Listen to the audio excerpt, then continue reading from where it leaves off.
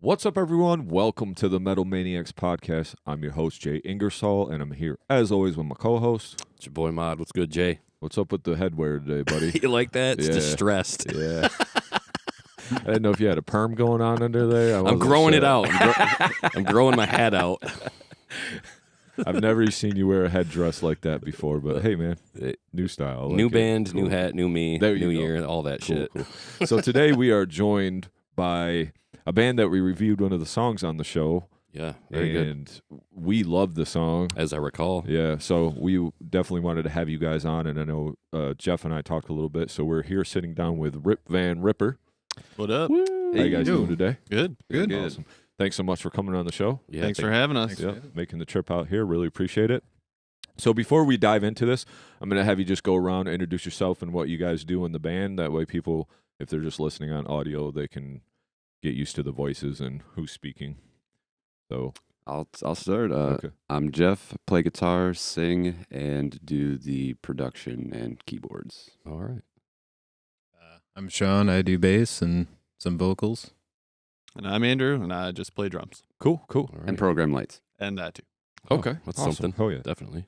So when I'm researching some stuff on your band, you guys have it says doom band heavily under the influence of death and black metal. And I mean, Fair assessment, yeah, in my opinion. that to me tracks perfectly. Yeah. Like you guys nailed that. You know, sometimes you look up bands and they're like, we're this, we're that, and you don't really know, or they don't know how to explain their band. But I think that explains your guys' band like perfectly. Yeah.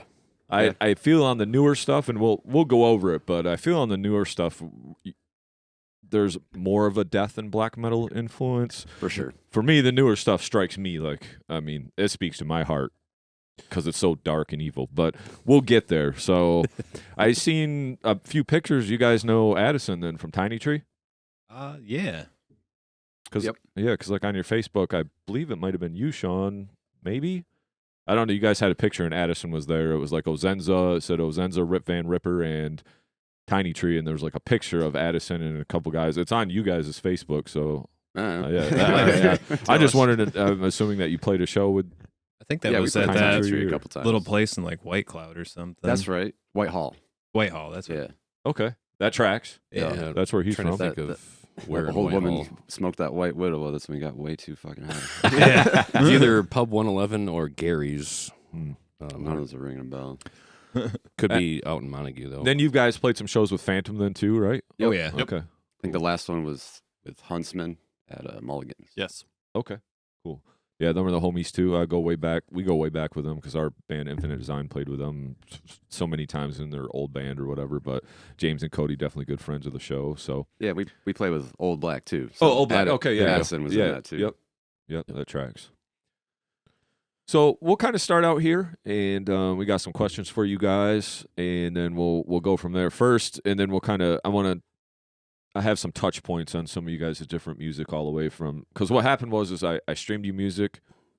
I'll get prepared for the podcast, and then you guys have like the two things on streaming, but then I went to your Bandcamp like on Friday, and I was like, oh shit, there's a whole bunch of more music that I have to listen to because I was like, fuck, I only streamed the two things, and I was like, The stuff on Spotify is this lineup, and then the old stuff on Bandcamp is the previous drummer. okay, that makes sense then, because I was kind of like, why isn't this stuff up on Spotify? But I guess that tracks.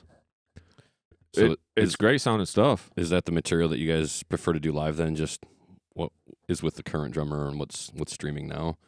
Yes. There's a couple songs that we've brought back from previous recordings. Yeah, I think for our upcoming show, we're doing Critical Hit and Thunder Fuzz. Those are on the previous album. The older stuff? Okay. Okay, so you guys joined, or you guys started in 2015, roughly 14, something like that. Sounds 2015, Yeah. Okay, right on D-Day. right. That was our first June practice. June 6th. Yeah. so shit, you guys are coming up on almost 10 years already, huh? Fuck. Get to stepping. Yeah, crazy to think about, huh? Success waits for no one. And then so the original release was just called Rip Van Ripper. Yep. Okay. That it says it came out like 8/21/2015. My takeaway was from it was basically you guys' description of the band. Like I hear a lot of stoner rock in there. Yeah, That's like- the earlier stuff is way more stonery. Yeah. and then you guys add like the metal and death metal vocals over the top of like the stoner rock and stuff. So I think you guys' band is really cool because I haven't heard a lot of bands that sound like you guys, to be honest. Sweet. You know, in what you guys are doing. I've heard a lot of doom bands and stoner bands, but being able to add like those elements of like the death vocals over the top of some of that really makes it unique, I believe. You know, I think our plan when Sean and I started this was like we wanted to make stoner metal for the ADD because like I like the sound of stoner metal, but it's just like, all right, play a different riff. yeah, Yeah, it can get pretty droney. yeah. Are you guys fans of Caius? Yeah, they're coming to Scheme, Pyramid Scheme in Grand Rapids, or at least one of the dudes. I was going to say performing they're Caius. probably not with Josh Homme. So No. yeah, that would be cool. I'd still check him out. What about High on Fire?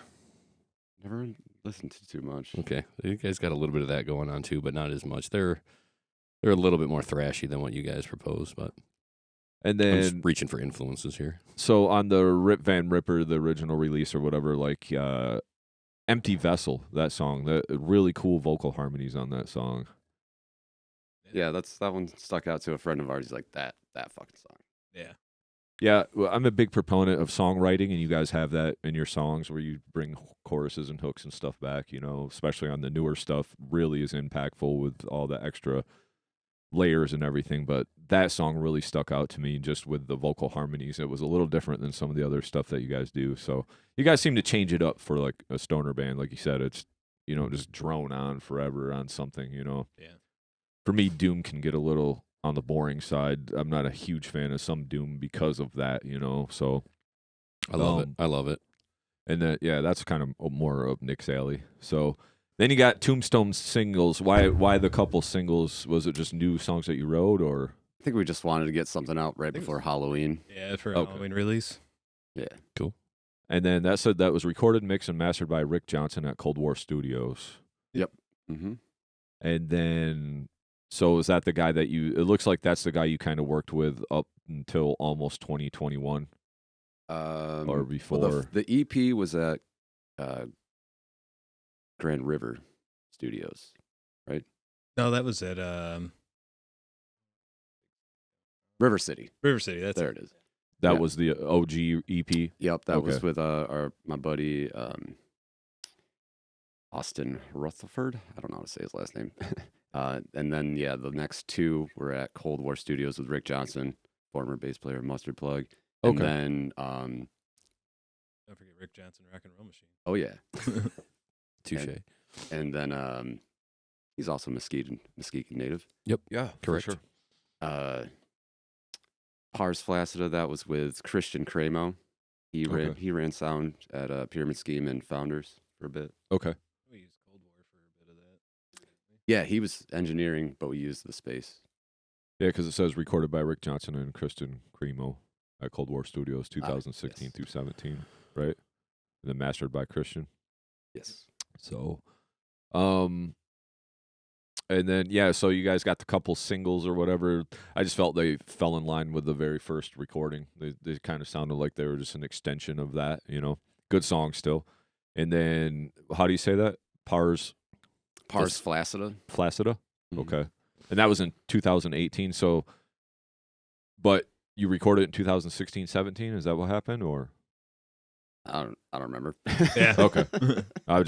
That's kind of what it says here. So, and then the critical hit song on that. To me, there was this. Are you guys like Carcass? Yeah.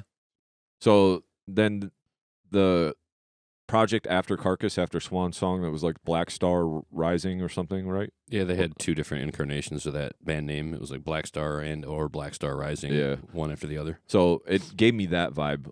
Like it was kind of like it was still kind of like rock.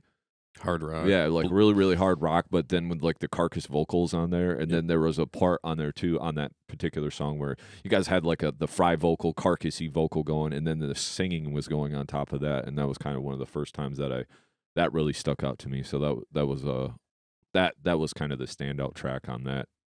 Sweet. So on that, Actually, Ben Boggs, he helped us record or film the music video for that. oh okay, yeah, That was a lot of fun. Three Goats Moving Pictures. Yeah, 3 Goats. yeah, Like that name. drink their blood. And then we move on, and then you weren't on that, Andrew? That's correct. Yes. Okay. And then you joined the band after that? Yes. Okay, cool. And then we'll talk a little bit about all that in just a second. I just kind of want to go over you guys' releases here real quick. And then we got Cosmic Death Worship in 2021. And then it looks like you're starting to take on some production duties now, huh? That was the first like digital recording I've ever done. Okay. Got into that over the pandemic. Like, fuck, I'm stuck home. I've been doing like analog recording on like old blackface 8-ats, like 8-channel SVHS tape.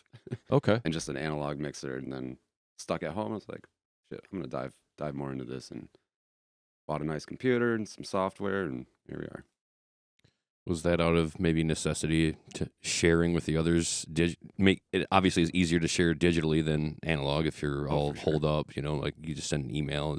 Was that part of the thought process going into that, or just Not really. I just like recording music, but I mean, that's definitely a byproduct of it. Yeah, okay. Just being able to share music super easy. Yeah. Like, here's an MP3. Thank you for that. So, like I said, this was your first into production, and obviously this was your first venture behind the kid as far as Rip Van Ripper, right? Right. Okay. To me, Death Doom, again, there was like, seemed more organs and backing tracks now starting to come into this. Is that because now you had the ability to record and put all the little shit in there that you wanted to put in there? For sure. Yeah. 100%. I liked it. I dig it. I was noticing that on both Passage and Cosmic Death Worship. I was like, oh, that's nice. That's all I will, like, I like hearing a little bit of background atmosphere so that it's not just distortion in your face the entire time, which isn't to say that that's all that your guys' music is, but it is a nice little gap filler. And for me, we listened to the one song on the podcast. We Mhm. reviewed the song.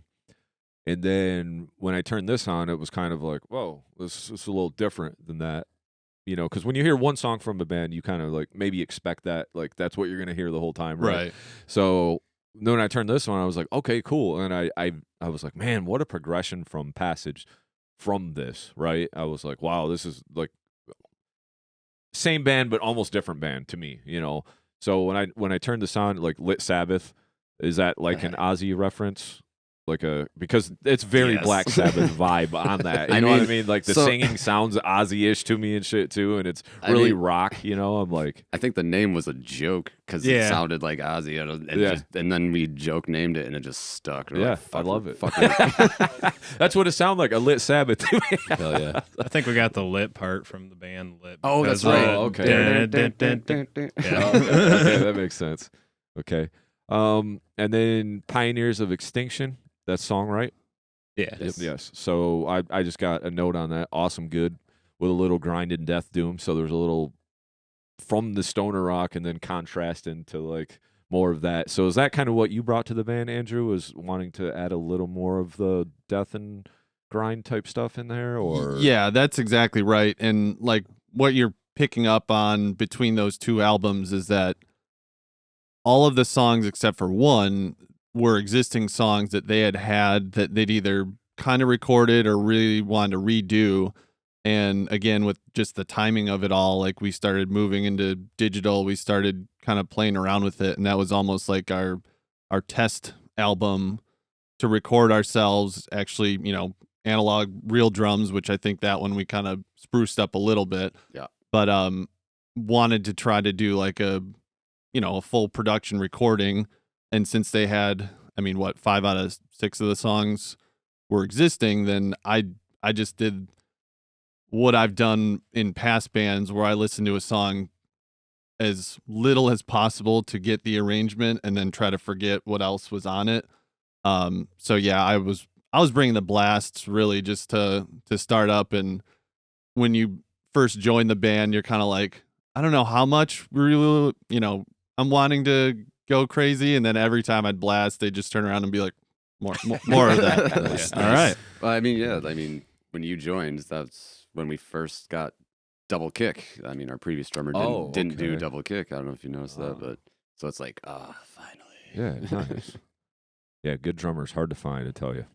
And then just another note on this Cosmic Death Worship here is the Hypersonic Death Journey.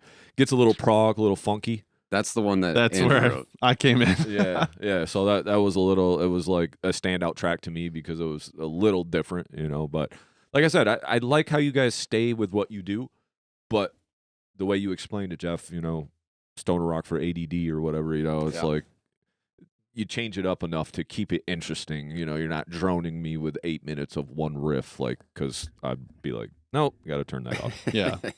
Or take a nap. And then we go into Passage, and that just came out last year. September 20. Yep. So, man, this is a goddamn sweet record, guys. Yeah. I know when you sent it, you said you guys are really proud of it, and you guys should be really proud of this because Thank you. all your other music's good. Don't get me wrong. It sounds good. Yeah. The songwriting's there, like from the stuff that we listen to and, our take on it. Great songs. What you guys do, you do it well. But for some reason, this album speaks to me. It's just so much darker. It's so much more epic with all the layers, all the things going on.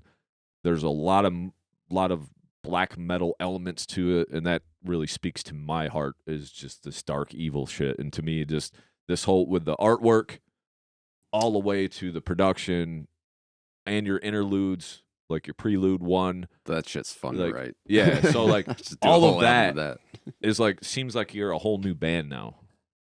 Well, Is that fair to say? Or I see elements of some of the older stuff, but like I said, when I listened to the Cosmic Death Worship and then I listened to Passage, I could almost be like, you could really separate those two by miles, to me at least. Well, that's good. That's a good direction to move. Yeah. really well polished, well oiled machine, coming into your own, and a really cohesive effort. I mean, you sound like all of the older elements, the stoner doom rock, but as Jason pointed out, like there's new beats, a lot of that trot, almost thrash, and definitely some grind in there. Mm-hmm. But you just peppered it, you just seasoned it in there to where that's not the bulk of your band.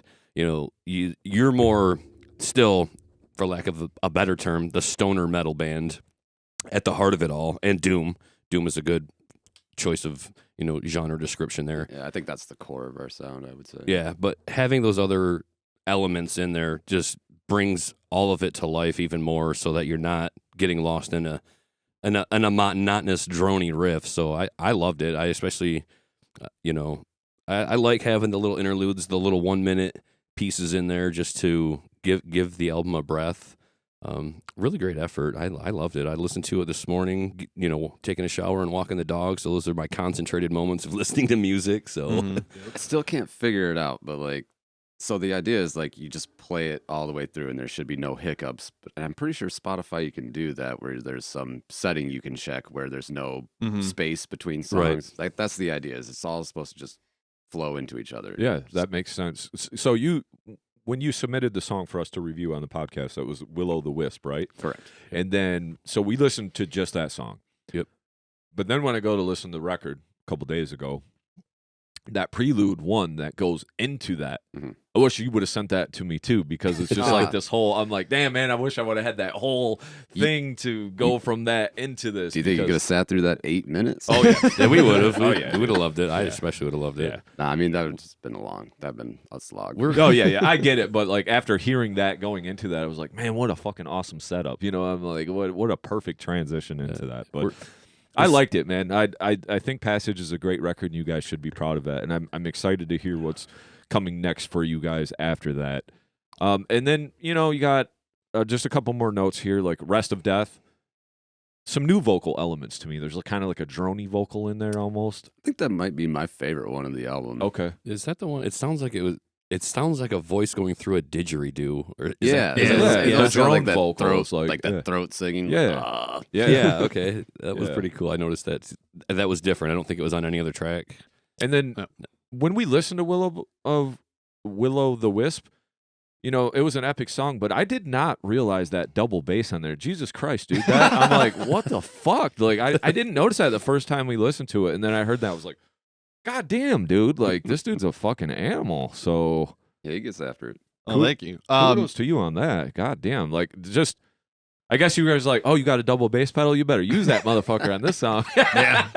And that's that's the first song, because it's pulling more from that kind of symphonic black metal bands, the Behemoths, the Cal Decap, was obviously one of my big thoughts on that one, but it was just that, like, we just go for it. I mean, you got a trigger, you might as well put it to work. Yeah, there you go. Yeah. And then past that song, so, that kind of gets back into the rock territory. There's some organs going on there.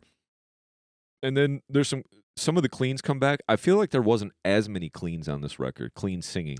There was not. Yeah. Compared to Cosmic Death Right, Worship. Correct. Yeah. That was my takeaway too. When I put on the EP after I go backwards. Jay usually starts at the beginning, 2015. Yeah, I like to see the progression, and then sure. he'll start at the newest. So. Yeah, so I listened to the new one, and then I was walking the dog. I had Cosmic Death Worship on, and I was like, oh, there's a lot more clean singing on here. Kind of reminded me of Anathema, if you're familiar with that band at all. I'm not. So they're doom metal in the very beginning. Yes. And then they kind of go progressive rock. But I thought that vocal kind of jumped out at me as like, oh, it's triggering something in my brain. And I thought it fit perfectly with the style. Whether or not you're familiar with them, I was like, oh, this is something I feel like I can relate to. So a lot more clean vocals. That is a band where, if you start at the beginning and then get to now, you're just like, this is like almost pop music. I mean, they're totally different. Amazing songwriters, Yes. but that's a funny reference. Yeah. I mean, if I'm glad to hear that somebody's familiar with them. We went the opposite way of that. And that's fine. That's maybe for the best. But sorry, go. No, yeah. I mean, to your point, the Will the Wisp was the first song we wrote and kind of just were like, dusting cobwebs off, like, okay, let's see what we can do. And then that we sat there and we're like, this is the template for the new album. Like, the kind of that's cool. The vibes. And then we wrote no other songs like that. Somewhat, but just like you're saying, it's darker. It's a lot more of the between Jeff and Sean. Sean does more of the gutturals, but Jeff doing a lot more black metal kind of screechy vocals as opposed to the cleans. The Rumpelstiltskins. Yeah, the Gremlin. I love it though. Yeah, same. And then I just imagine the black cloak when I hear that vocal, like just no eyes. None of us own cloaks. Get one, all three of you. Get one of us doesn't own a cloak. And then the Eye of Noosphere, that was rock and roll to me. I think that song to me was the closest one that leaned towards the old music of the EP. Like to me, I was like, maybe that was like one of the leftover ones they were pushing forward. Maybe not. I don't know. But I was just like, that could have fit on the EP, but anything else, on the Cosmic Death Worship EP. When I talk about EP, I'm like, that one probably could have fit on there, but that was about the only one that, to me, that like I said, you guys sound like the same band, but there's it's such a drastic difference, Honestly, some of the new stuff, so we're in the writing process right now. We're actually kind of going back to that. Okay. More on the doomy side, like rock and roll-ish, if you will. I do remember when we wrote Eye of Noosphere, it just kind of happened. And then that whole outro section, Andrew's like, what if there's like, and like started mouth guitaring to me. And I did my best to, come up with the riff, and then it stuck. So basically that guitar riff Andrew wrote. Okay. That's how I can write music, is via my mouth, as opposed to all drummer or guitars being like, do this.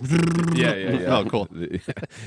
Well, that's cool. So, and that one's like, you picking that up too is like, that's almost intentional for live performance, because it is a lot of fun to play those older songs that have that mid-tempo, head banging kind of thing. And if you're going from slower to 220 like blasts, you want to give the audience a bit more of the like, okay, here's a reprieve where it's kind of high energy, four on the floor type stuff. And that whole album was kind of, we thought of it as like, this is a full live set. Like, we're going to play music for under an hour just about. So like, how do we want that to flow, as opposed to just like you're saying, a lot of the previous records were just songs compiled, whereas this one was start to finish. You can press play. And actually, we have on stage. We played it like front to back Mm-hmm. a few times. Yes. Nice. That's what I want as a fan of any band. Especially if you have a long catalog, and I may have already heard all of it. I just want to hear the new one start to finish when I see a band live. And if you're really good, like Between the Buried and Me, come out and do a double set.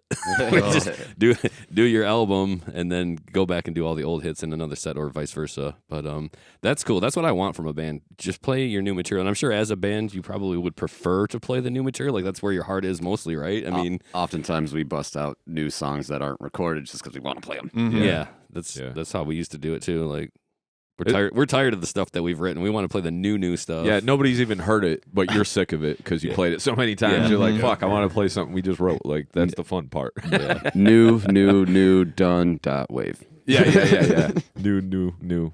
So now we talked a little bit about your catalog, and then we can use that as a reference point as we go. So we're gonna kind of take a step back here. And since there's only 3 of you guys, sometimes I'll ask this question if there's just 2 guys on the band. If you guys had 5 guys in the band here, I wouldn't ask this, but tell me a little bit about like your journey into metal. We're an extreme metal podcast.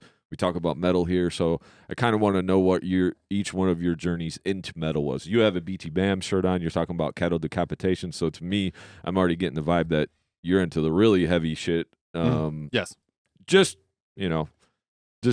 taking a shot in the dark there, but if you want to start, Jeff, and just kind of tell us, kind of what got you into metal and liking extreme metal, because it takes a certain type of individual to want to sit here and talk to us on a Sunday about this. Fuck yeah. Sweet. I mean, I'll try to keep this as succinct as possible. It's all good. Punk rock got me into metal. Okay. So like I played in a bunch of punk bands, and then early 2000s I moved from Grand Rapids to Muskegon. Okay. I was living on 4th Monroe, and I was living in a punk house, and my friend Sock showed me Cattle Sock. Decapitation, Humanure, and Ass Suck, and Phobia, and Walls of Jericho, and I was like, whoa, we can do that. And it just kind of snowballed from there. That's a good start. Yeah, I hear that often. A lot of people get into punk, and I think punk, and I'm not trying to diss it because I enjoy some myself, but it gets kind of limited in scope in terms of musicianship. And if you're starting to go after that, then you start playing those punk songs and you start writing a few of your own, and then you get to a point where you're like, it's time for the next thing. Was that the idea for you? Like, start playing punk, but then you're like, okay, I want to push it into another field almost. Perfect example of an old band I was in. I found Cradle of Filth's cover of Misfits, Death Comes Ripping, and I was Okay. like, that. All right. Hell yeah. I'm not familiar with Misfits. I know Glenn Danzig was in the band for some time. Well, They're huge. Just my 2 cents. I don't like punk rock at all. For me, it was complete opposite. I got into metal, and then I heard punk, and I'm like, what the fuck is this? Like, and then they're like, well, that's why there's metal. I'm like, well, thank you, but Yeah. bye. Yeah. But that's just me. So I'm anyway. into the crossover Yeah. stuff, specifically like DRI, the New York hardcore punk stuff would be more me, but also similar to Jay. I mean, I started with 80s metal, like Skid Row and Warrant and whatever else, Slaughter. It's not even metal, but Motley Crue. But then, fast forward into like Anthrax, Metallica, Megadeth, and then find out those guys were listening to Priest, Maiden, and some other hardcore punk. So it's all, everybody's got a different journey. Started Yeah. with punk, moved into metal. So what about you, Sean? I don't know. I think I grew up in a bit of a sheltered house, but listening to some of the heavier rock stations like in the 90s. I don't know, finally being able to buy CDs with my own allowance and stuff when I could sneak them, the ones with the parental advisory, like some of the pop punk stuff that came out in the 90s. And then my stepdad, he was like a motorcycle dude and always had like Judas Priest playing down in the garage, so I kind of got an ear for the metal there. And then getting dial-up internet, spending hours downloading free MP3s. LimeWire. Virus Central. Sorry, Mom. No. HXCMP3.com. Oh, shit. Whoa. Sorry, that was weird. Fuck. Why can't I think of the song? That first cover you had us do. Oh, Nightcrawler. That's it. Yeah. Stolen from LimeWire. No. Yeah, I don't know. Just kind of Just natural evolution. Yeah. Yeah. I mean, I listen to a lot of stuff, but yeah. I think He it's does kinda- listen to a lot of stuff. Of the three of us, he's the encyclopedia when it comes to bands. Nice. Oh yeah. That Yep. is true. Definitely got a place on this show then. So what about you, Andrew? So, I mean, my journey to metal is pretty much just revolving around drumming because I was always kind of hungry to find the newest, like, most difficult or most interesting stuff. So, to your point, like, punk kind of passed me by just because it was like, well, yeah, that's like a little faster than grunge, but it's, still kind of the same beats. But I came in through like progressive rock, just through high school or something. I mean, my first and main band that got me into music period was Smashing Pumpkins. They're grunge, but Jimmy is an insane jazz drummer. Yes, he is. And he like legit plays blast beats on one of the Melancholy songs. It's like super fast, but it's in there. And then from there it was some Primus, obviously not super heavy, but technical. And then once I found Dream Theater, that was like, okay, this is kind of opening the whole music threshold. And then a buddy in high school showed me Dillinger Escape Plan. And it was like, okay, this, like, I can't even tell what this drummer's doing. Like, Right. I need to understand what this is. And then from there, it was just any kind of bands like that, which is why even when I was in high school, like, nu metal was hitting as hard as it ever did. But right under the wire, I get fed like Dillinger Escape Plan and Poison the Well. And I'm like, yeah, those bands are sweet, but these bands are like doing a whole nother thing. And then you go see them live and you're just like, what the fuck? Yeah, Dillinger, they're on a whole different level, or were at the time, So that makes sense. That tracks. Cool. So take us back and just tell us about the inception of Rip Van Ripper, Jeff. So we were coming out of our previous band, Sean and I, Evergreen Shade, Okay. which is just, I would say, Psychedelic psychedelic stoner rock. Switching instruments. I really wanted to play guitar. I was playing drums and singing in Evergreen Shade. And you were still on bass? Sean? Yep. Okay.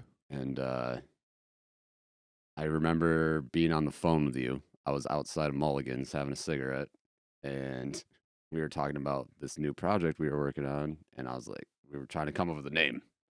And I don't remember how we got there, but I just remember I don't know, you were probably drunk. I was probably high. I was you were definitely high, and I was definitely drunk. Yeah. We knew we wanted to do like stoner metal, right? So we're like, who's the biggest stoner metal band? Sleep, right?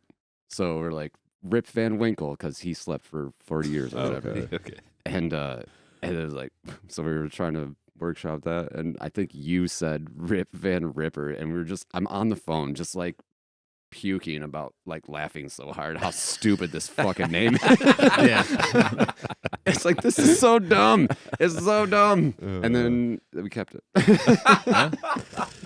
If it brings a smile to your face, then it must be a winner. I mean, I love, metal. Sometimes you get kind of serious, but I love that story just because, like, you don't have to always take yourself so serious, No, just man. like the Lit Sabbath thing. It's like, you don't got to be Yeah. serious about everything all the time. Like, you got to be able to laugh about it and, poke fun at it. Oh, yeah, we definitely. So you had the name before you even really started writing music? Is that what it was? I think or we what? had played guitar and bass a couple times. Yeah. And then I called up my former drummer. When I lived out here, I was in a handful of bands, and I was playing drums, or my drummer at the time, his name is Brendan Stribley. And I called him up. He was still living in Muskegon. We were living in Grand Rapids. I was like, How the fuck don't we know you, though? you might. That's weird. I'm like, we know almost all the musicians in Muskegon, but I guess we don't or didn't. Well, we'll get into my old bands, and maybe you've Okay. heard of Yeah, them. yeah, yeah. Sorry to mean it, but I was just thinking, like, you keep saying Muskegon playing drums. I'm like, I was living fuck, in man. Kalamazoo for Why is there drummers around that I haven't jammed with? What's going on here? On the way here, I was like, oh, that's where my friend Casey Lawrence lives. All right, so sorry to interrupt, Jeff. Oh, it's So all yeah, good. you All were good. you were playing drums in Muskegon, and No, I was playing guitar in Muskegon. Okay, cool. Drums was our previous band. But no, I called up my friend B, and I was like, yo, move to Grand Rapids, join this band. And he fucking did. Nice.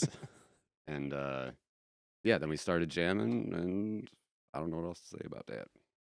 So you always lived in Grand Rapids then, Sean? Originally for from the most part, or originally from Lowell, but mostly Grand Rapids since like early 20s or something. so then Yeah. you just moved back. You moved to Grand Rapids from Muskegon then. I grew up in Kentwood. Okay. I lived in Muskegon like early 2000, like 2004 to 9. Okay. So, That's how I don't know you. I was living in Kalamazoo during that time. Okay. That makes sense. and then yeah, I moved back to Grand Rapids. Okay. Cool. And then you started jamming that B. That was the former drummer's name. Yeah.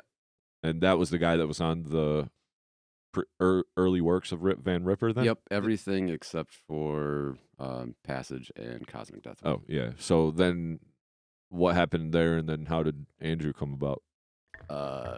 Sean and I and B, we all lived together, and we moved out of that house, and we kind of he went a separate way, so and left the band, and then Sean and I were just like asking friends, like, "Do you guys know any drummers?" And like, "Fucking, I wish." Yeah. And then John, you take it from here. Our talent and acquisitions coordinator, Brooke DeBar, Mhm. introduced us to Andrew. Shout out, Brooke. Nice. Oh, yeah. Hi, Brooke. What's up? Yeah, and my prior, at least West Michigan, because I am from Michigan originally. I ended up moving out west after I was in college. I lived in Las Vegas for a little while, and then I lived in LA for like a real short stint. But when I moved back, I was trolling Craigslist looking for metal bands, and here's where my Muskegon name drop will come in. I found and joined Withhold the Blood. Okay. Oh. I played with them for about a year. Okay. So that Okay. was my entrance into kind of West Michigan metal scene. Played with them for a little over a year. Got to play some cool shows. We got to open for like Black Dahlia Murder. I keep looking at that. The old school. Yeah, that guy right there. And then just through, reasons specifically, I mean, I was in Grand Rapids, so driving out there to practice every once in a while, and, people's schedules, you start getting the like families starting up, that type of stuff. And I just purchased my house in Grand Rapids, so timing wise, it was just like, okay, this can kind of go our separate ways. But after a few years, and I started getting that itch to, playing a metal band again, and our friend Brooke, I'd actually seen them play a kind of like local show. We were just talking about it last night, Yeah. but Fucking At the mansion, right? yeah, that's right. Is that co-op? Something. yeah, it's this like big old beautiful house in Grand Rapids that's like converted into, like a co-op, like a shared living space. Mhm. And it was probably only a year or two after I moved back to Michigan, and we went and saw them, and my buddy like legit said, and he quoted it last night, that Yep. he's like pointed at them and he's like, "You should be in this band." And I'm like, I don't know what to tell you. It looks like they got a drummer, but You just push him off the stool. Dude. Excuse me. May I have this dance? What did Mike say last night? He's like, I came up to you and I asked for a CD, and you said you didn't have any. I was like, I definitely had CDs. Why would I say that? so yeah, once I joined, it was essentially what I've done with, a few bands, where it's just like you guys did. You kind of do a deep dive, you listen to their old stuff, and then have the conversation, which they were totally cool about, which is like, am I going to be able to make this kind of my style as opposed to just like carbon copy? And both of them from day one's like, yeah, do your thing. Like, make Honestly, it. I think that's how bands are the best, when everyone puts their influences into it. When I find bands where it's just like one guy's like, no, it's you do what I say. It's like, fuck that shit. Like, Yeah. Yeah, we talk a lot about that on the show. That gives you some ownership of the band, right? Mhm. Because it's like all three of you guys' ideas, so it makes it all three of you guys instead of it's just Jeff doing everything and then you're just doing what Jeff says. I mean, it's cool to have ideas of what you want for drums on your riffs, or same with Sean, but at the same token, it's like now it's part of your thing too, especially like joining the band. It's like, yeah, I just don't want to play everything the other guy played, or going forward, that's all we ever want to do. You'll never progress, so. and that's how we write too. Usually I come up with a riff bank. Here's a riff, and then here's another riff, like, and I'll show them to everyone, and like, oh, that gives me this idea, and then we just build off of that. Everyone, has Mhm. ideas and puts their parts into it. So when you guys are writing, then Sean, do you come up with stuff too, or do you just kind of wait until you get a bass riff from him, or like a basic riff, I should say, not bass, because that's not what I meant. I mean, sometimes I'll like write a riff, but usually I don't know, feed off of what he's doing. Or Okay. whatever drum So- thing he's doing. So yeah, I mean, I have the little home studio now that I'm getting into digital recording. So I just plug my guitar straight in and just like record a shit ton of riffs, and then I bring them to practice, and we just listen to them all. And if it sparks an idea with someone else, then we just kind of build off that. So yeah, Sean usually builds off what I've written. But we do call him the lead bassist.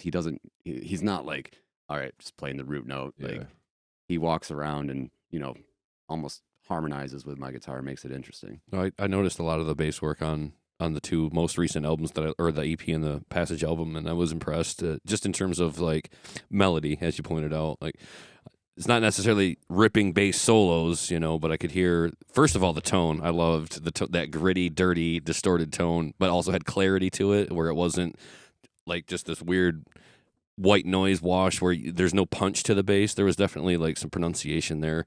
So I love the tone, and I did dig out, or I listened to it and heard like he's way up here doing some melody part while the guitar is just riffing on a chord progression. So kudos on that. I like bassists that take a little bit of liberty and aren't afraid to stand out. A lot of guys, I think they just want to stand on the stage and be in a band and play what you're playing only.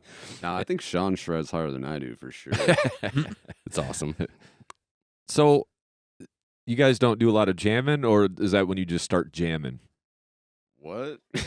Like getting in the room and just fucking coming up with ideas? Is that all? I know you said you just come up with riffs, but then is that when you guys start jamming shit out, start working shit out? Like when you have a riff and then he's like, okay, that's cool, and then Andrew lays a beat down, and then you kind of just start working with it then? Yeah, pretty much. Okay. Yeah. Flesh it out live. Yeah. My typical move is just like the what comes next. Like if we got like, okay, section A is kind of done, that sounds cool, then you just like play it until you stop and you're like, all right, what are we hearing next coming off after this, which is like kind of where it becomes the not wanting it to be super repetitive, not wanting it to look like A B C. And so that's usually our writing process. I mean, I guess like Passage kind of came so quickly. I don't want to say easily, but we kind of put the songs, like most bands, I'm sure, we put the bones together, then we start jamming. We play them over and over until you get those happy accents of like, whoa, wait a second. Yeah. I mean, it's like building a house. You start with a foundation, get the structure, and then you start adding the bells and whistles and transitions, adding beats, losing beats, rests. Yeah, and the vocals. The quick turnaround that we can get now, like if we throw 4 minutes down of like a couple sections, Jeff's already on it like 12:30, 1 a.m. we get text like, here's the mixed exported version of that. It's like, damn.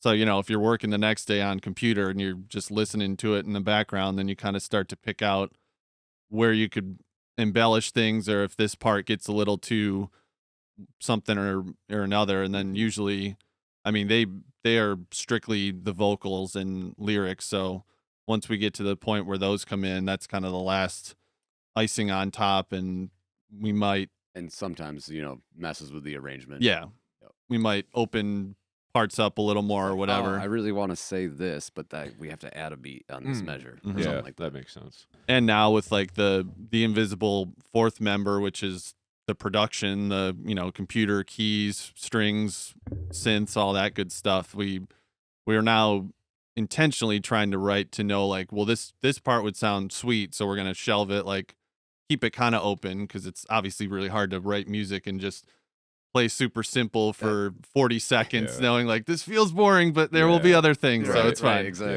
Yeah, that makes sense. Stuff. So you got to kind of look ahead a little bit to imagine what's going to be there, or how that you could fill that space. Speaking of it, just a off question a little bit. So you guys are a 3-piece.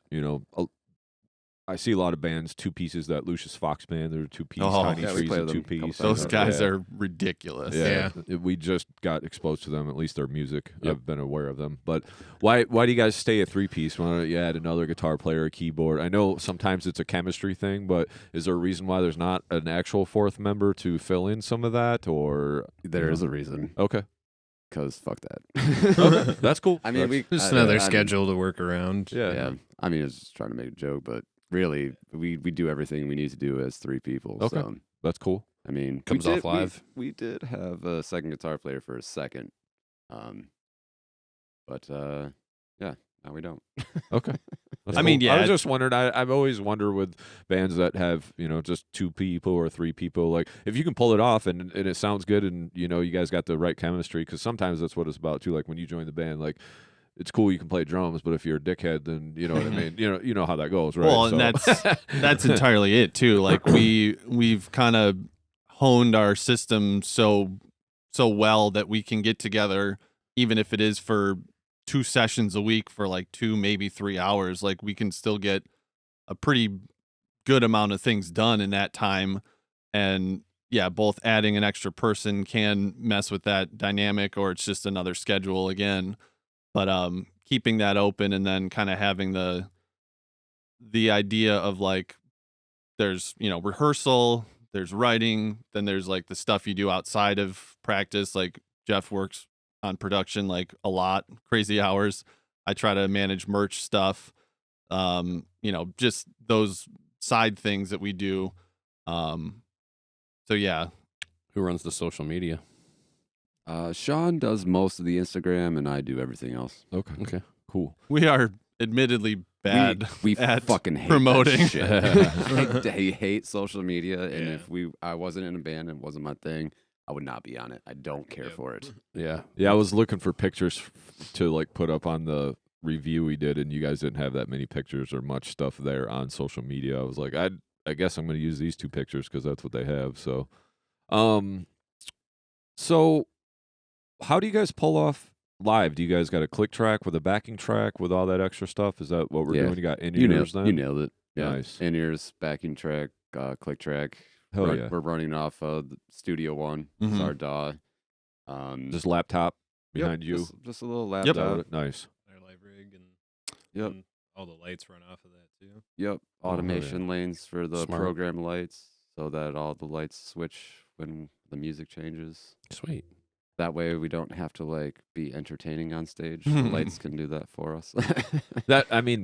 I was just listening to something the other day, like you got to save your body after so many years. You can throw down so hard, but once you start getting up there in age, like Nick and I are, like your back starts to hurt the next day. And my neck hurts right now from last night. But if you got them lights to kind of hold, give you some kind of visual too, that definitely helps. So Got a that's wicked cool. bang over. Yeah, the bang over. Oh man, I just went and saw Corporate Kalani last Sunday in Pontiac, and I'm just standing there drinking an O'Doul's. And it's like, why does my lower back hurt? I'm just standing here, I'm just not even standing. moshing. Yeah. Yeah, I mean, one of my least favorite moments of playing live, which there aren't many, but like if you just kind of get caught in that in between 2 songs and the stage lights are just on, they're not moving, everyone's Baking kind you. of just standing there, and you're just like, Yeah. okay, Say we're gonna, something. So Like- that's yeah. also why our in between tracks on is what we call them, our Mhm. preludes on Passage, started as we don't want dead space during our set. Mhm. Yeah. And so I was like basically just writing bullshit so that there was something playing while in between songs, so we could like get a drink, blah blah blah. And then I was like, fuck, should we put these on the album? Like, I don't think that was the original idea to put them on the album. Okay. Probably not at the length that they are, but yeah, just knowing, because we got a couple songs that do butt up right against each other, so they go from A to B. But yeah, just that stage dynamic when you don't. I mean, well, we don't like none of the 3 of us want to have banter. Really, we don't really want to address. Yeah, I'm not telling any jokes. Yeah. And some Thank you. people are really good at that, and Yeah. and we're just like, let's keep it, like you said, like dark and eerie and ominous. Yeah. keep those spaces filled. And then you always know, like, unless we have to stop, which is rare, but it's like we're starting at 11, we're going to be done at 11:44. Yeah, like, yeah, 'cause Our guaranteed. set is Yeah. timed out to the second. Okay, yeah. And that's different too. Like if you just had a singer and he could just do whatever and talk to the crowd and whatever. But when you're like trying to tune your guitar and make sure everything's ready for the next. I never tune my guitar. Okay, well, He's got I that tune my Evertune guitar, bridge. He so has I know how it Evertune. goes when you're like sitting there making sure you're in tune for the next song or whatever. You can't really be talking in the mic as well most of the time. So, all right, cool. So, tell me a little bit about production. I know you said it was out of necessity, but is that something that has served you guys and something that going forward that's just going to be all you and you're going to do all that and you're willing to take that all on? Because I've done that for multiple records and now I don't want to do that anymore because I fucking hate the songs by the time I get done listening to them. I wrote the songs, I've practiced the songs, I've recorded the songs, I've mixed the songs 9,947 times, and that wasn't even the final It's a very version. specific number. Yeah, and then I'm like, yeah, I don't want to do this no more. Like it's cool because we have all this control in our hands and we can take it as many times as we want or remix it. And the burden of options. yeah, that's almost a downfall too because I can keep mixing it, and then you fuck it up. You're like, oh, that wasn't better actually, that was worse. And I've then, definitely done that. yeah. So I know you've kind of the last few efforts you've done, but is that something now that you're going to do going forward? I mean, yeah, it does save on money if you guys can do it yourself too, time and money, but at the same token. So we lost our practice space recently. That Sean and I have been in for a decade? Yeah, something like that. Which is a bummer, which is where we recorded the live drums for Passage. So we don't have that space anymore. I still think we can probably get away with recording acoustic drums in your basement, Andrew. Andrew's been remodeling his basement for our practice space, which is awesome. But yes, I'm going to record. That's actually... I worked through the pandemic and got to use the Michigan Reconnect program. So I went back to GRCC and did the digital audio specialist certificate program for 2 years and got it for free, basically. Nice. So that was awesome. And actually, while I was in that program is when I was mixing and mastering the Passage album. Okay. And that's what I want to do. And I mastered Cavalcade's last album. Okay. Nice. The super super long one. Yeah. Super fun to work with those dudes. Love those dudes so much. We just had Sean. Sean. We just had Sean on the show. So Oh, you did? Yeah. It's not published yet, though. no. Okay, cool. We're like 4 weeks out, dude. Sweet. Because we don't want to get in that. Like we had a conundrum last week where something happened and the person canceled. Then we don't want to like be filming the podcast and being like, oh, we don't have a podcast this week. So we got like 6 in the bank right now. Right So, on. yeah, Well we done. we Well done, film y'all. them out a little ways. So, but yeah. So, no, this is what I want to do is like freelance mixing and mastering work. I love this shit. Okay. And honestly, I disagree with you. Like, I can hear a song a million fucking times and I don't get sick of it. It's a like, perfect job for you then. Yeah, oh, man. I just love sitting in front of those speakers and just like... Yeah, like I said, I did that too for the longest time, and then now I'm just to the point where it's like I'd rather just go somewhere else, and if I got to do a little bit of production here or there, maybe some vocals, maybe some guitars, cool, but I'd rather go to a nice sounding room, have them record the drums, and then So guitar and bass, like on Passage, is DI, no live amps. Yeah. The only thing that's really hard to record is acoustic drums. Yes. So we might go to like a professional studio to record the drums, and they'll be like, "All right, send me them WAV files." Yeah. And then I'll mix it. Yeah.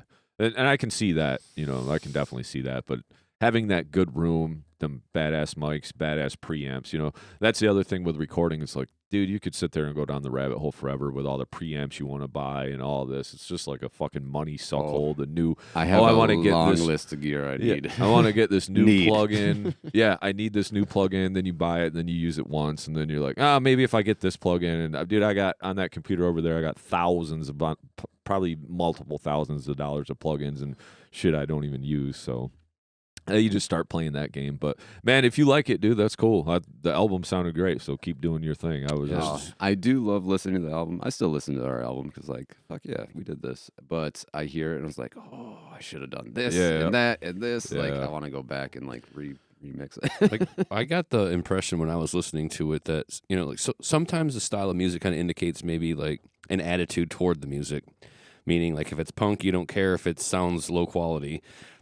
Being that you guys are stoner metal, I was expecting maybe like diminished quality, but as I'm listening to it, I was like, the fucking production on this is fucking blowing my mind right now. Like there was punch on it. There was just like there was a really well polished sound to it where like stoner metal can get just lost in white noise sometimes with the distortion and or the drony grooves. But I got the impression that songwriting really mattered because you guys had segments. Like the songs were broken up. Do you mind if I talk about songwriting for just a second? No, Jump in. Yeah. I knew I was going to suck at guitar, so I was like, what do I focus on? Songwriting. I'm not going to be good at guitar. So. No, that's a really good approach for everybody out there because you can get really good at your instrument. You can be Yngwie Malmsteen and shred, but I don't think that guy's got one song that I know the title of because he's not a songwriter. And the more important thing is at the end of the day when you're writing music is that well, you have to decide, am I writing it for myself? That's fine. Or do I want people to also listen to it and enjoy it and have that engagement and be bringing something to people? And that's where songwriting comes into play. I think there's a small audience for shredders and, like other shredders. Yeah, exactly. Right. And then there's like the rest of the world just kind of wants to like tap their foot, maybe even dance, maybe sing back to you. And that's the bulk of music listeners. And you kind of have to make that decision. Do I want to appeal to that? In what capacity do I want to appeal to that? Like I want to bring my art to life. But the best way to go about it, I think, Jeff, is songwriting, and not get lost in like the technicality of your instrument because there's skill ceilings that are so high. And then you just look and you're like, oh, fuck. Even after 10,000 hours, I won't be there. Mm-hmm. I just know myself well enough. So better to just kind of dial it back and say, how good do I want to be? Like, how frivolous do I want to be on the instrument and write good songs? So I think you definitely accomplished that.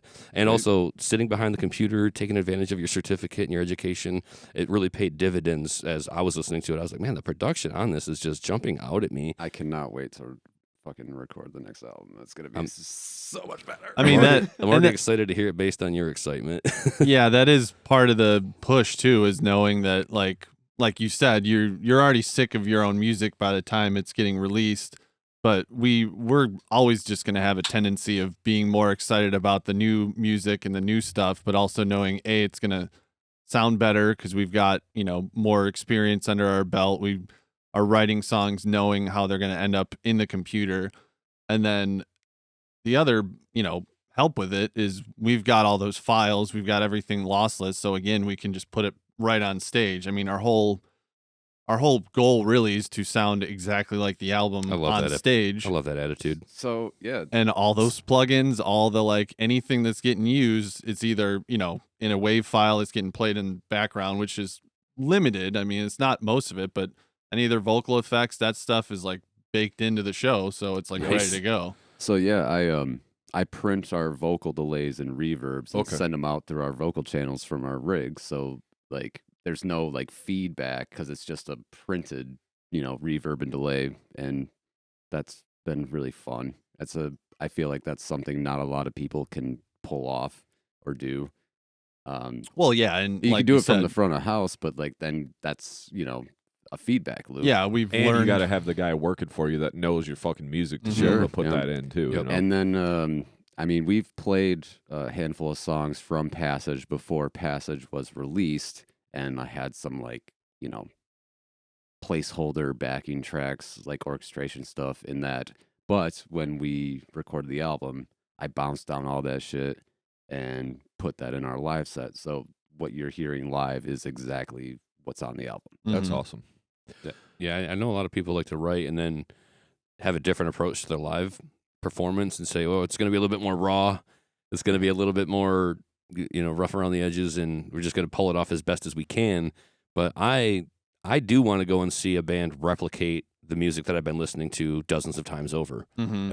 If I know it and I go out and I see it, I don't really want to see you guys wank a 2-minute like improv session in the middle of a song. I wasn't expecting that. I mean, it might be cool. It's okay. I'm not dissing on it too hard, but I normally am not for that life. I want to sit there and hear what I've been accustomed to hearing, louder, more energy. you know, something to look at. Move some air. Yeah. Yeah, I mean, I'm sure we've all been in this situation where you fall in love with a band, you've listened to their album 15 times, 1,500 times, and you go see them live, and you're just like, something is missing. Like, They're it's not. They're not even that good. It's like either sonically it's not there, or you just. I mean, 10 years ago, there's an entire generation of bands that were just built on, Guitar Pro and, Easy Drummer, whatever. Like, you go see them and you're just like, oh, you can't even recreate that.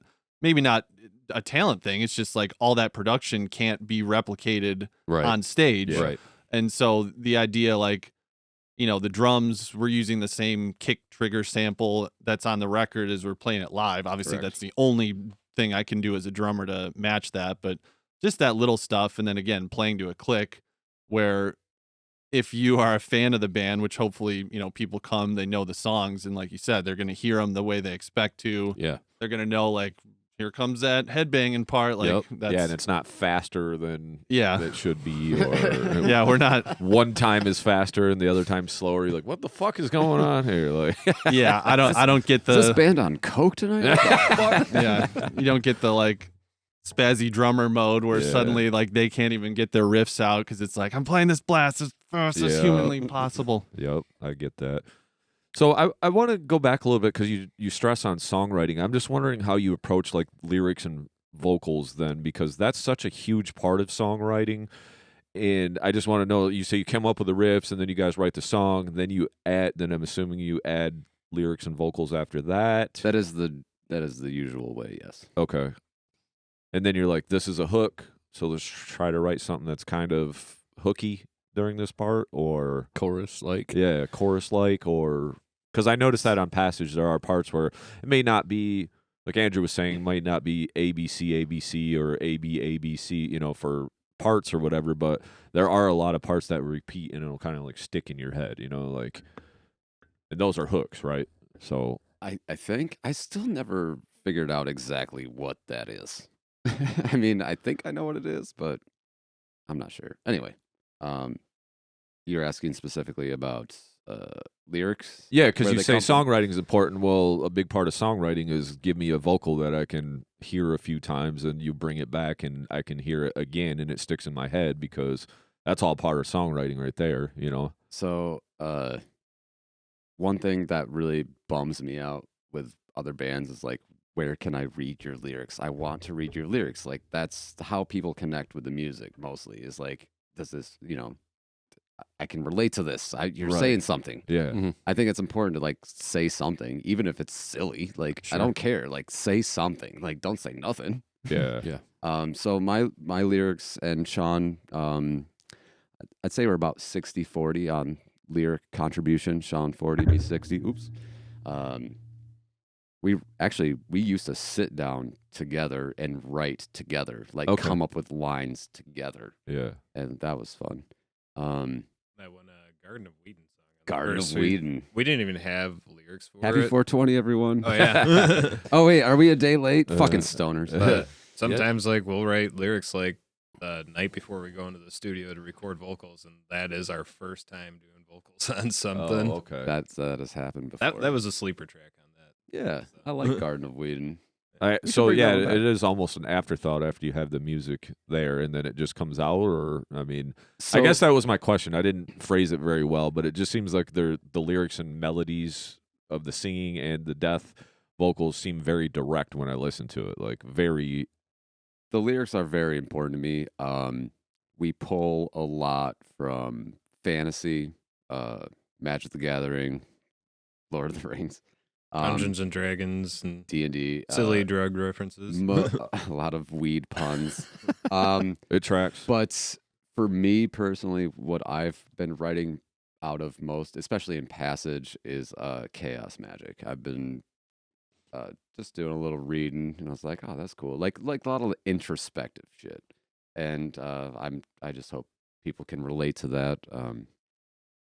But yeah, I mean, and then like using that introspective and then putting metaphors on top of it. I think Guardian of the Threshold is probably the best way to explain it. Like, a phantom through a archway. Okay. But it's you, and you're confronting yourself and your limitations, and I think that's fun. That's Yeah. fun for me. I like diving in there. You Yeah. know? And And it keeps it dark. It keeps it in the theme of the band, you know. Yeah. So tell me a little bit about the practice schedule. I know he had said something about you guys get together a couple times a week for 3 hours, or Generally Tuesday, Thursday. okay. If I get out of work on time. Yeah, Sean gets fucking put through the ringer. Oh fuck.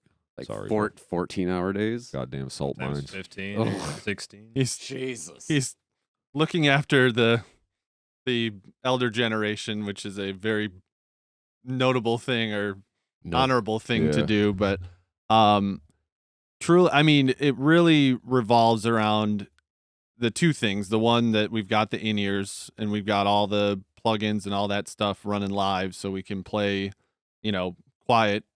And then the other part of it is I was just lucky enough, to be able to buy myself an electric kit, I was just gonna ask. which is, like a good enough one to where I can play and be comfortable. And honestly, nowadays it's like I won't have played an acoustic kit before we go play a show, like Oh. for real. But you get so used to it, or at least I do, to where it's just like, yeah, no biggie. So I want to ask you two, how do you feel about listening to an e-kit like while you're jamming? Because for me, if I may, just before you answer the question, I've sat in a room with a drummer playing an e-kit and it's piping through the PA. So we're trying to like not in-ears, we're mimicking like an acoustic drum set, and I fucking hated it. I was like, just lose that thing, sell it tomorrow, put it on Craigslist right fucking now. I hate it. It's the dumbest thing, but do you feel like you're getting what you want out of it when you're sitting there with the in-ears? Absolutely. Yeah, but- it was an adjustment. Okay. I mean, when Andrew started the band, we had our practice space, and he was playing an acoustic kit, and we were playing live amps. We still had the in-ears, but we like could feel the air, Yeah. Gotta and feel then- that kick, right? Yeah. Gotta feel it. But not really. It's like, I mean, so we always have the end goal in mind, like Right. how our show's gonna be. So like I can just kind of, my brain fills in that space Okay. eventually. So you know? you feel like, though, with the E-kit, you're getting the sound of the drums that you at least want to hear on the album, or what you're imagining the sound should be to the riffs that you're writing? yeah, Yeah, totally. you've got like all of those tones and all of those like Yeah. what preamps or what have you, whatever you reskin the sound of the drum. I mean, yeah, I've got one of the higher end Roland kits, and Okay. I mean, this has got to be 10 years ago now. I built the kit that I just play with all the time, and the pads are nice and sensitive. If it was one of the the situations where you're mistriggering, or you're kind of like you said, it's very harsh, and the kit sounds are really kind of boring, I would be fully in agreement with you. I'd be like, I don't want to do that. But yeah. with the mesh kit and the like kind of multi-zone sensor hi-hats and Okay. rides and stuff, I mean, it sounds good enough where we've put music online recorded off that Okay. kit. mm-hmm. That's nice. Yeah, if you have a higher end E-kit, you can do that anyway now. Like, there's so many things you can do with it. So with you guys just being able to practice quiet, that helps too, so Oh, you're yeah. not fucking blasting a neighbor out or Yeah. whatever. 'cause What? That can be, that can be a lot, And it's, I mean, how many jokes have there been made about like anytime the guitarist and bassist start talking, then drummer starts, Yeah. going nuts about it. Like I can literally just unplug the snare and sit there and do rudiments or whatever because I got, drummer ADD. Nerd. But yeah, it's something that we're lucky enough to have, to be able to, work on schedules and be able to play late at night, that kind of stuff. Yeah, that's a lot of bands that we've had on are doing that now. They're just doing the E-kit thing. I mean, Vestigial, they went and recorded their drums somewhere, but they practice with it. They write with it. Yeah. So, Pain Divine, they do the same thing. They write with the E-kit. So it's like, it's becoming a big thing. Go to Kira, they record with the E-kit. did you interview them? Yeah. Nice. Yeah, we right before their album came out, we listened to their album on the show before it came out. So Sweet. yeah. Good stuff. Speaking of the E-kit though, like way back, like when we were writing Will-O-the-Wisp, we did a video, and it's just like Sean and I screaming, and you just like Yeah, hear the little tap tap. just tap, tap. on the E-kit, and then I faded in the recorded music, and it was like, oh, that's fun. Yeah, that's cool. Awesome. So let's talk a little bit about some shows. Did you have any shows recently that you guys have played? King Buffalo was the last one. Yeah, that's the last one. So we've been, again, very lucky that Scheme hits us up every once in a blue moon for some national shows. So Nice. the King Buffalo, and then the prior to that was the Necro Goblicon show. That shit was fun. That was a fun show. That Yeah, was they a were rowdy fun bands. crowd. Fuck yeah. Tuesday. And- It's a Tuesday. And also, like, just to, talking shows and live, like, we got a show coming up that we'll talk about shortly, but we do intentionally put our sets together based on the bands that we're playing with. Okay. Mhm. So yeah, like we the upcoming one, we put a lot more of the clean singing songs in. we got the more groovy stuff, and I think is eye roll of a word that is kind of like what you guys are picking up on the earlier albums, where it's like, if you want to use the word stoner, I throw in the word groove, where it's like I never wanted to lose that kind of swing feel that they had before, and that's where like black metal has zero swing like that. Right. If you were to go fully, that's so when we bring in that like blackened death metal, whatever, I still want to be able to have like some of those swung feels, because that's where you kind of get the like the bob as opposed to just the like Yeah. holding the oranges kind of thing. That stuff kind of gets lost in translation live. I feel like the black metal and the thrash stuff. So you can listen to it in headphones and you get way more out of it, the clarity. But when it's live and you don't know what that venue's going to sound like necessarily, you can be blasting away on that kit, and that's all I can hear is you and that hi-hat and snare, and I'm kind of like, please get to the next part. Please hurry up, because it gets lost in translation live for me a lot of times. So I think those elements are cool on an album, pepper them in there, but to your point, like, it's all about that groove where it's a lot more in the pocket, maybe a little bit more finesse up top or what have you, but it's all about the riff and serving the crowd something they can Worship rock. the riff. Yeah, amen. I'm with you there. Well, and just call out the hat shirt thing. It's like BT Bam is like, they are my gods. They have been for, I don't know, the last decade, whatever. Like any other drummer, Colors came out and it was like, oh, this is my personality now. But Makes sense. like you see them live, and again, it's they've got the blast, they've got the chugga chuggas, the the core riffs, but they don't overstay their welcome. And so you're just like, you could bring anyone to that show and they'd be like, I didn't know what was going on, but I enjoyed it, as opposed to if it was just like 10 black metal songs in a row and it's like, this one's 5 BPM faster or slower. Right. That's about Yeah, Blake, So- he's a fucking animal, and they're Yeah. perfect live anyway. At least the 5 times I've seen them, they were every time. So Yes. especially with all that shit that's going on, So you guys are playing with Pentagram here in a couple days. That is true. Yep. Oh, that's gonna mean, be this- fun. This won't be out by then, obviously, because like I said, we film way ahead. But I'd still like to talk about it. Is that what you're talking about? Pyramid Scheme Yep. calls you up, and Yeah, so that they're 70s. I mean, they're kind of what heavy metal, quote unquote, used to be. Yeah. They got Proto that. Doom. Yeah, they got that more rockin' with more clean singing. So we specifically set up a playlist to match that, because you got a crowd that's coming to see that band. Not that we're gonna mimic them, but we're gonna play something that's in that same range. So people are like, "Oh, we're- hell yeah!" Yeah. We're actually opening our set with Critical Hit that I think you mentioned Yeah. earlier. Okay. That stood out from that one album. you guys just put that little video out. I watched that earlier today. Yeah. actually. So like we were saying, we just DI practice in Andrew's basement. So we rented out our friend's studio so we could actually have like an acoustic kit and like live amps, and just and we were pumping in our backing tracks through a PA, just making sure that all of our shit's like where it should be Mhm. for like full volume. Okay. Yeah. And I fucking forgot to hit record. So it's actually an old practice record. Yeah, actually most of what you're hearing drum wise is Andrew's E kit. Oh, okay. Yeah. Well, it sounded good to me. I watched it. I was like, hell yeah, that's cool. Yeah. Hey. Play to a click, and Yeah. people might not notice. It's true. Like it's always, yeah.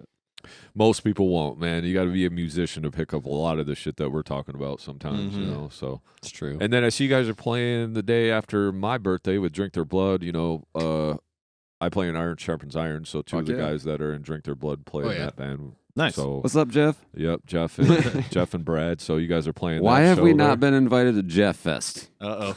We have a Jeff. We have a Jeff. There can only be one. Jeff. This is probably an invitation. You guys will be there next year, I'm assuming. I'll ask Jeff. He's probably just smiling anyway. So Honestly, don't invite us out of spite. That'd also be hilarious. yeah, they said so. Iron Sharpens Iron played it the year before, and I didn't actually play because I was off Iron Sharpens Iron for about 6 to 8 months or something. I was doing some other stuff, and they played it, and then they told them they weren't going to play this year because they didn't have the same bands. But then they had like a couple of the same bands this year, so I'm not real sure who's booking that. But I'll talk to Jeff about that. I'll get you guys on there. Fuck it. Nice. Thank you. I'll Make it happen. yeah. I'll make actually, it happen. randomly, so we played with Cavalcade at Speciation Cellars up in Grand Rapids. That was Cavalcade's little tour for their album release, and randomly Jeff and Ben hit us up and was like, "Hey, you want me to run sound for you guys for that show?" It's like, "What?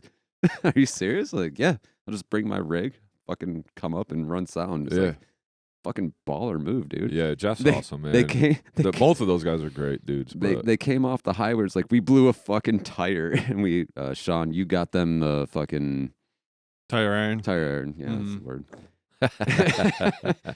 so you got that show coming up 4/24. Obviously, this podcast won't be out. Till Yeah, how'd it after go? that, How did so- that show go, Yeah.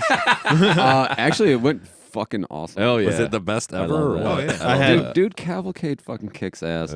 I watched your reaction to them, and you're like, I'm worried about this because there's like so many descriptors for Yeah. their genre. Yeah, when they said shit, and it was all stuff that I don't like, and I was just like, "This is not Yeah, gonna be." we good. both looked at each other like, maybe not this. Yeah, maybe but not this. It was and then good. we listened to it, and it was actually really good. Really and I was good. like, okay, Nah, Cool. those dudes are sweet. yeah. We've heard nothing but the band names have been mentioned by multiple other bands on people that we've talked to. So it's like, I don't know what it is about them, but they sound like Michigan. Yeah. I don't know what it is. Ballsy Mood putting out like a double 18 song How can you record afford and that? shit. Like, yeah, but Sean does a lot of their recording and stuff too. So it's kind of in house for them, So. Yeah. So we got the 424 show, and then the Drink Their Blood show on May 18th. You guys got anything else on the docket? Anything else you want to talk about as far as shows coming up, or July 13th at Ski. Mm-hmm. That's not announced yet. Yes, but we. is this Yeah. an announcement Maybe it'll be- official? This Maybe is it'll be this is announced. our show we are putting together. Okay, July cool. July 13th. Us, Drink Their Blood, Okay, Nethergate from Detroit. okay, heard of those guys. They opened for Cal Decap, and Yeah. they're opening for Cal Decap again Okay. coming up. Do they? Yeah, I'll be at that show. Is their lyrical content Minecraft exclusive? Yeah. Because I'm picking up that reference. Well, what the other guy plays in another band too, Boreworm or something. Boreworm. Yeah, Is that Kyle? yeah, I think Cool. that's him. Yeah. And then Phantom is opening. Oh, okay. nice. Cool. Awesome. I unfortunately am not available that day. Where's That's a this? At doomy the show. Scheme? Yeah, I'll be. God damn it! No, this was the June show you're talking about, right? July. Yeah, July. June, July June, 13th. July. 13th. That I might be available for. So yes, I'll Fucking have to do it. Cool. Yeah, I'll that have to Bell count. show, we're definitely excited, obviously, to play with our buddies, Drink Their Blood. But the last time we played there, it was like torrential downpour in January, and so like we showed up, and it was sparsely attended to say the best, which was like understandable because we're driving back like white knuckling it, and Oh It, fuck. it was sparsely attended, but like of the 20 people that were there, I think 10 of them came up and bought T-shirts. Yeah, that helps. you also know? I'm now just remembering they allow you to use the smoke machine or fog machine, so we're gonna be bringing that. Yeah. We never get to use it, so Nice. All right. Well, do you guys have any plans of like doing any touring? It sounds like you guys have other obligations, No. especially you, Sean. But no, not gonna happen. That's I not don't- the I kind don't of think we're band you gonna guys tour. want to do. I think we're gonna do like Chicago, Detroit, maybe a Just some weekend one-offs run. and shit. We're not Yeah. doing weeks. Yeah. We're not doing that shit. Okay. I just wonder. I always ask all the bands that come on here because some bands they do have the it's mind of wanting to tour, and then some people are just like, I don't. it's one of those like, bucket list. It would be awesome, but I feel like we're waiting for the day where we start getting like 500 notifications about like play our city, play our town, like that kind of stuff, because you guys obviously know the amount of work and effort it takes to just play one show, to move all that gear, to move all your schedules around. and then multiply that by 4 or 5 days longer. It just becomes a whole other rat's nest of where am I sleeping? Where am I showering? Yep. What am I eating? Like how many fucking Not hours? much. Bullshit. How many- yeah, You're so- sleeping in the van. So much time. Yeah, You know- there's a lot of questions I can answer for you. Yeah, That I'm you're a not gonna like the answers. I'm a Taurus. I like I So- like the comfort of home. I I don't want to think- fucking go out into the world. I think the idea is like we would love to tour the internet. Like Yeah, that's yeah. what we'd rather Well, do. know is, like, yourself. figure out how to get our music into the ears of people that would enjoy it Yeah. on the internet. You guys might want to get hip to the social media thing. Yeah. That's your first. We If thing. you're don't- watching this, can we hire you to run that shit? You know, you please? honestly probably can reach out to somebody. Yeah, and, that's probably the Oh, first start. like, Just it's- create a bunch of content and then just get it out there. Yeah. It's- and it builds slow. Let me tell you. The problem is we're probably too much of perfectionists, and we're only now just allowing ourselves to put like less than fully produced things out there, just because of, again, the time. Like we want, like next week we could redo it and we could have a better shot and we could Yeah. have more lighting, and then it. Well, Yeah. this I get just, that. like, here's this idea too. I heard you guys mention some of your outside of music influences, magic, D&D, these things. If you reference those things and it's just home video clips of you guys hanging out playing those things, people are actually going to want to see it. I know it doesn't.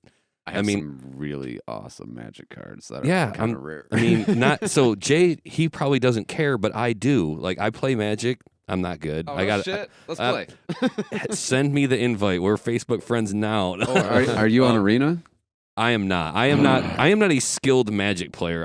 I just go to get trampled on by people because I like I like having fun. My decks probably suck compared to y'all. I'm like I've been playing since I was 12 and was once DCI certified and judged matches. yeah. You so probably you're just laugh fucked. at you probably just laugh at me right out the room. Don't come back. What a waste of my time. This guy is taking up too much turn time. But yeah, I think fans would like that content. It gives them a window to your personality. It just gives them something else to sink their teeth into besides your music, and then it's going to give them a little bit more motivation to put the music on because you're in the feed every day. And you're like, man, it's been a while since I sat down and put Passage on. Spin it. So I think those are some things to consider, like just not having to be a perfectionist about putting your music out there. Mm-hmm. Just a 15 to 30 second clip of you guys hanging out, having a beer. Here's my hand. What do you think, guys? Play this one or this one. Just little things like that, I Yeah, think. those are great ideas. And then you can also kind of have not necessarily have your music playing in the background, but you could like put your music Links. on TikTok videos or whatever, and then that music could be associated with you. So people want to get to know you. They don't really care about the perfectionist of the music. Everybody plays music, right? Everybody's in a band. But if the people get to like you as a person, then they will be like, oh, he plays in a band wanna- too. they wanna Oh, come out fuck and see yeah, you live know now. what I mean? It's I like, don't know if they'd like me as a person. yeah, well, So people are prickly, I get then it. it sounds like you're not touring the internet, Jeff. What the fuck is the internet?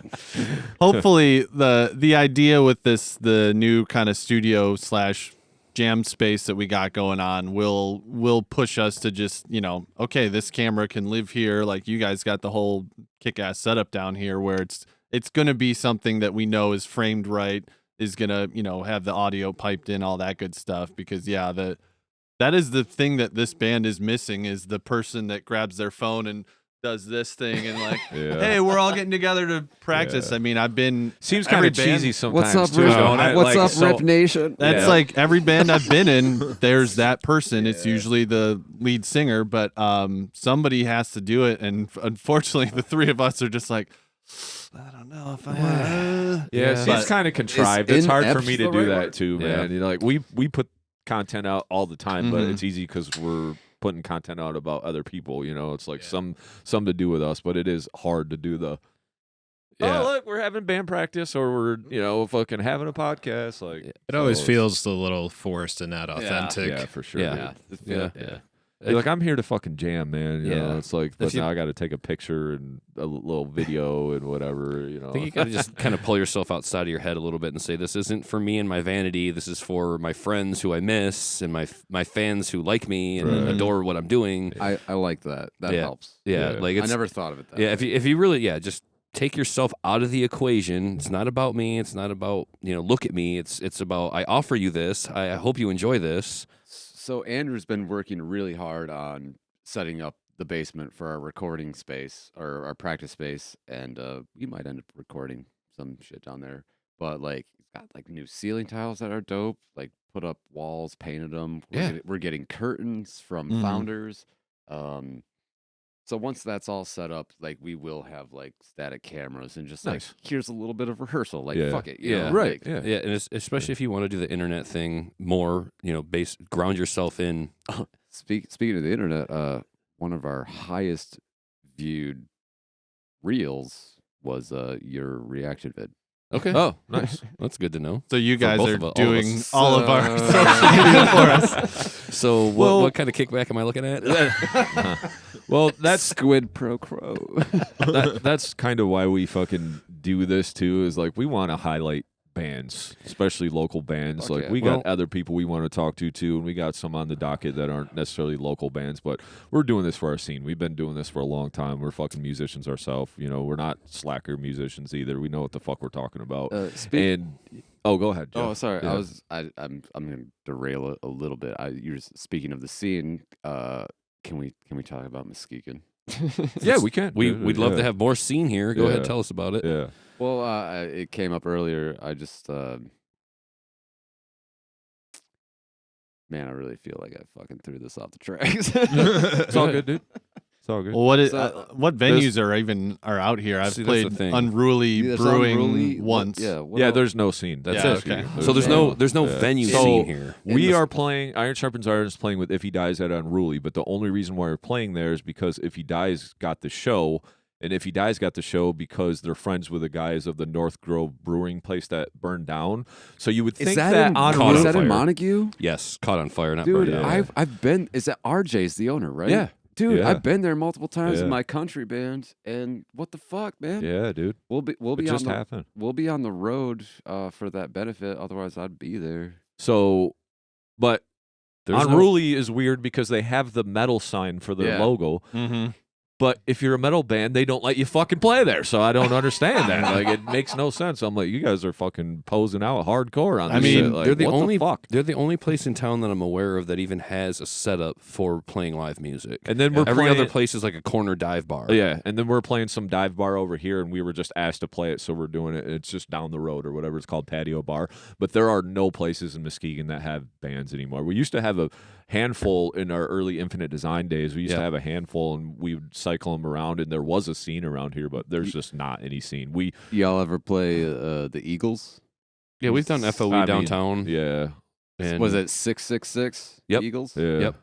I played there once. Yeah. good times. But yeah, Muskegon, it just isn't shit for like a scene, Like, I would say it was fucking popping in the early 2000s. Oh Yes, yeah, for we sure. we had Blue Note. we had Blue Note, and we had Crickets. Ice Pick. I lived Yep. on that block. We had Yep. Crickets. We played there a whole bunch. Yep, you know, Crickets. So we had some venues, And then but there's my house too. I was on Henry and Southern, my basement. We had shows every weekend oh, okay. for a handful of years. Nice.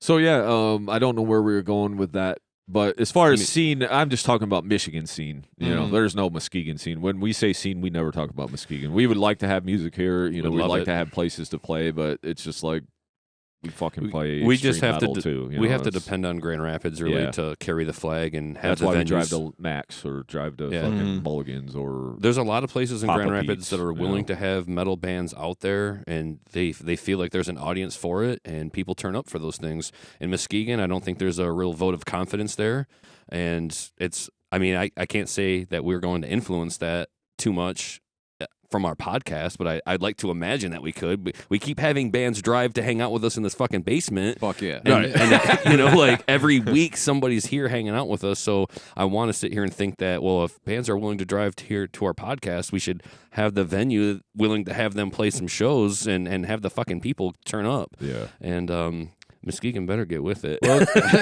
and that's the thing, like, you know, Dies is from Muskegon, and they're probably one of the biggest bands out of Muskegon, but they also all live in GR pretty much now, except Tommy lives up in Montague. Yep. So they're like Muskegon based, and then you have Iron Sharpens Iron, and then you have Kill Tomorrow, who's been after it forever. Phantom's from Muskegon. Yeah. Yep. You know, I tongue mean, cutters. We're a small town. We've only Yeah. got a half a dozen or so bands, but we Yeah. definitely would pull bands from Grand Rapids, Kalamazoo, and even Detroit or Lansing if they're willing to make the trek. But you guys fucking go to shows at the Fruitport Library basement? Yeah, I've been. Yeah, we played played there there. a couple times. Nice. Yeah. yeah, I played there too. Yeah. That place was fun. Or the band shell. The band shell was dope. Never played at the band show. No. but you could see. I mean, so there are places to play or have Yeah. been. I So mean, see, that's what I would think. Like when Muskegon's music scene was like really going. You know, there's a lot of fucking. Well, that's how I got into metal. Was like this is the punk rock crew. Like that's the people that rented out the library basement and the Yep. band show. Like it was just a bunch of fucking DIY punk rockers. That was Well, like, you'd have- we fucking love this shit. Let's make it happen, no Yeah. matter how we can. you'd have Fort and Pullen Sweatfest.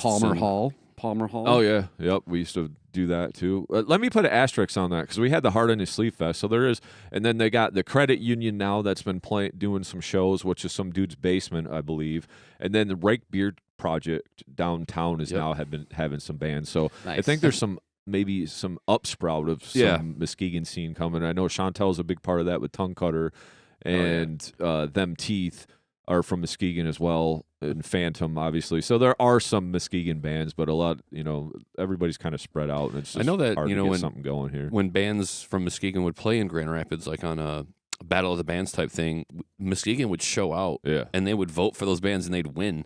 Yeah. So Nice. there's fans of that style of music right here in town. We just need the venues to see that and believe that and put it on and promote it and say like we need to see a sold out venue to keep this thing going. So everybody needs to come out, and really put the pressure on the fans, and give us a Saturday night too, not a Friday where we're tired from work. Give Yeah, us a not a Saturday, Friday. please.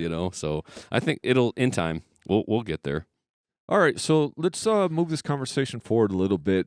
Tell me, and we'll just start with you, Jeff. We'll go around. Sean, Andrew, what's your favorite part of being in Rip Van Ripper / doing the kind of music that you do?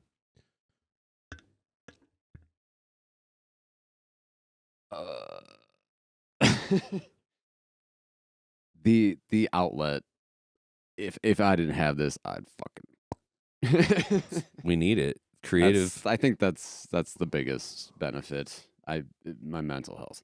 Okay. Amen. I mean, I literally wouldn't know what else to do with my life, and I don't know what else to say about that. You might be writing poetry. You might be doing movies, but yeah, you were made for the music life. You might be a champion Magic the Gatherer player, dude. Yeah. There is a I market did for That's what it. I'm saying. I did come in second at a sanctioned draft event. So, yeah, I mean, but I get it. Yeah, it tracks. It makes sense, What about you, Sean? I don't know. I just like playing music and making music. So What's your favorite hobby? Come So to life? just being creative, basically. I guess so. Yeah. Okay. I mean, I've got probably way too many pans in the fire as it is. I mean, I have a handful of stuff. I feel like I'm always busy renovating my house because I bought a historical home in the last like 4 years. I've just been gutting and putting that thing back together. Oh, remember you found all that fire damage in the roof? Oh yeah. I mean, there's like I haven't found bones. That's like the only thing. but Oh, that'd be I sick. found Too like bad. That'd be dope. I found like little like medicine, like glass medicine bottles that are probably Says like XXX opium on or it. like heroin and Yeah. that kind of shit. Hey, But hook it up, bro.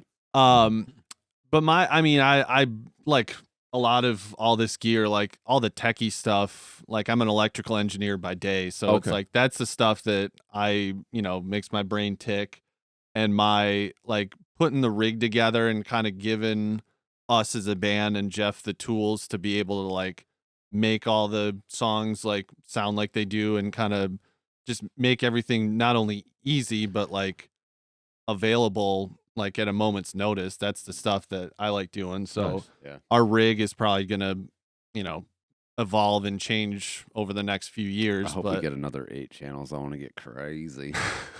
but that's like it's funny because like we're talking about playing these venues and stuff, but we're like the bougiest metal band on the planet. Like we need to give like an 8-channel snake to the sound guy and be like, P.S. These are all mic level. They're not line level, and you like they ask for stage plots. We send it to them, and then they show up and they're like, wait. Hold on, Dude, you actually sent us this, and so this many has like times, like, the- information on it. So many times they'll show up and the sound guy's like, I didn't look at your fucking stage plot. It's like but you already have this. It's like, yeah, well, Jeff runs stereo guitar, and then we've got stereo tracks, and we got, but that's related to the band stuff. That's kind of my side passions, I suppose. Okay. So what's next for Rip Van Ripper? Writing. Okay. We specifically are like, we're not playing many shows this season. And then we got invited to shows. Like, fuck. Yeah. We're trying to write. I think we got about 3 songs musically, the guitar, drums, bass wise in the bag. No vocals to them yet, but they sound fucking dope. I'm stoked about that. That's good. That's a good attitude to have about your own work. And you said they're kind of like some of the music that's going back a little bit. Yeah, I feel like they're a little more groovy, stonery. Yeah, it's still like by way of blast beats. Like we're still throwing the heavier stuff in there, but definitely. And again, it's the like on stage reaction after you play. After we played Passage probably 8 to 10 times on stage, you just catch what people respond to a little more.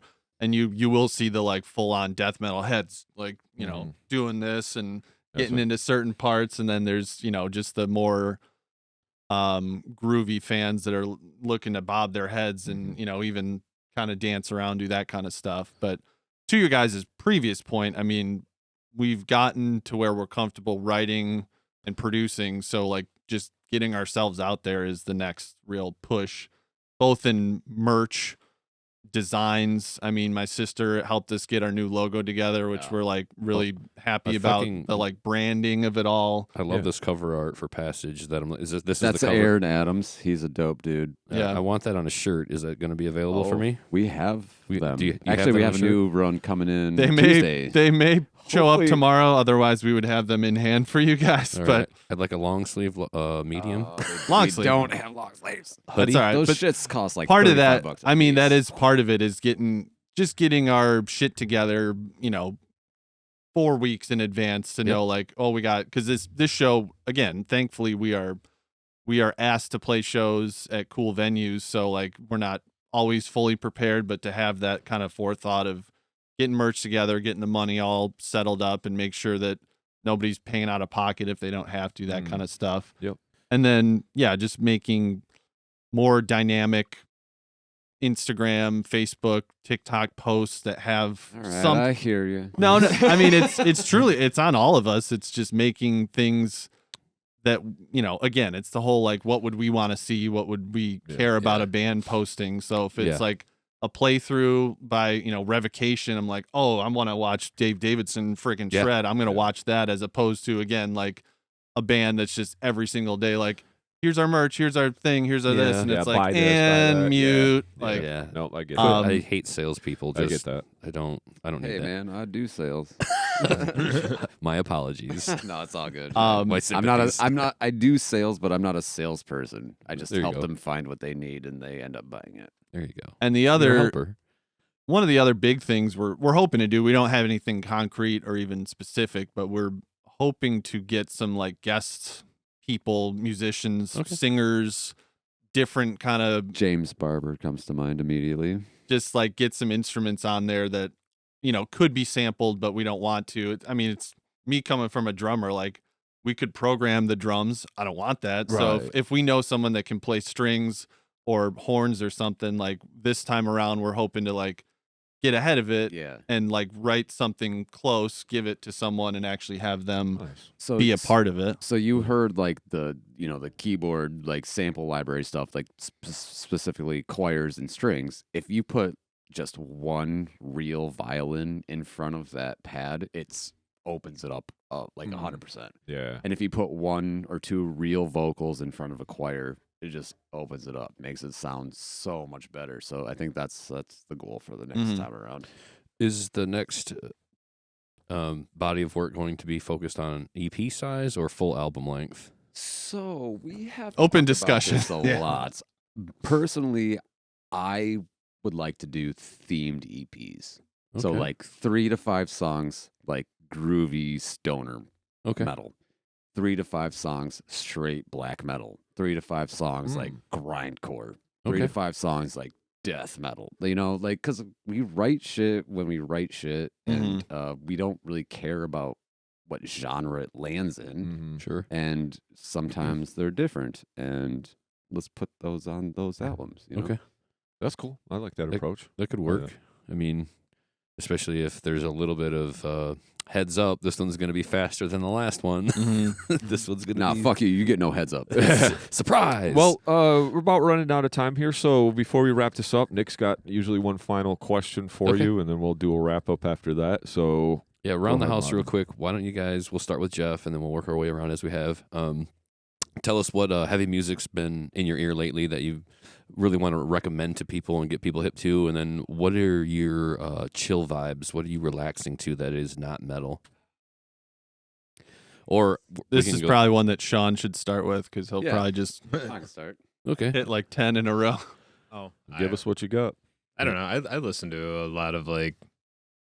I've been on a like early 2000s kick lately, just listening to stuff I listened to back in high school. So I've been listening to a lot of like the Red Chord and Nice. There you go.